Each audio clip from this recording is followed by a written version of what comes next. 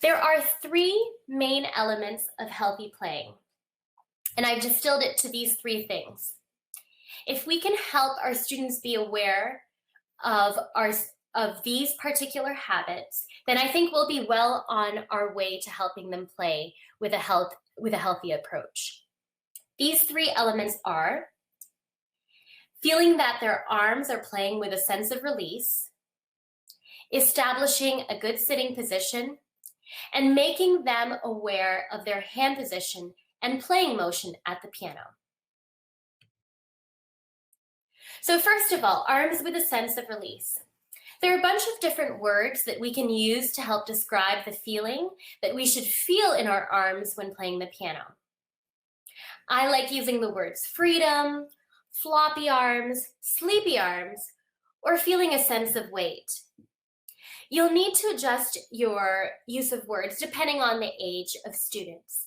With younger children, I like to say sleepy or floppy arms. With older students, I might use the term having a feeling of freedom or a sense of weight in the arms.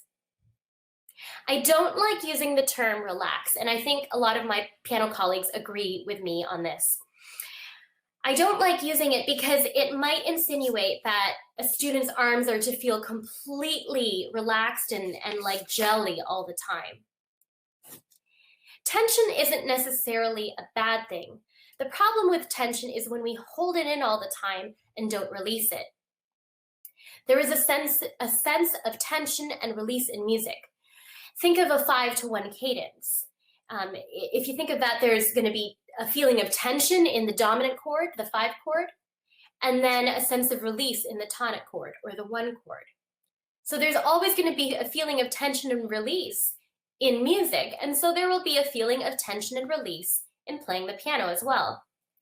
However, what's key is that it's important for our students to understand how they will coordinate the release of that tension when playing the piano. So release is a much better word than relax, in my opinion.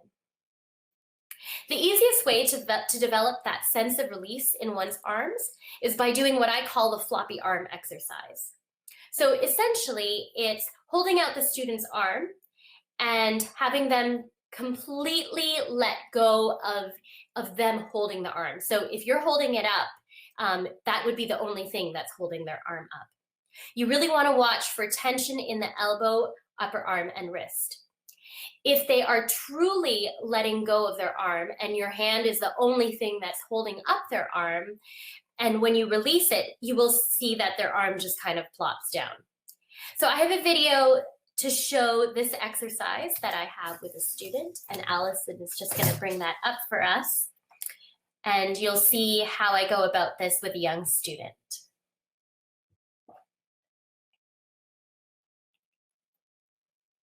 Okay, so can we keep it even more? So right now, we're holding our arm. Right now, it's really strong. Really strong, but we want it to be really smooth.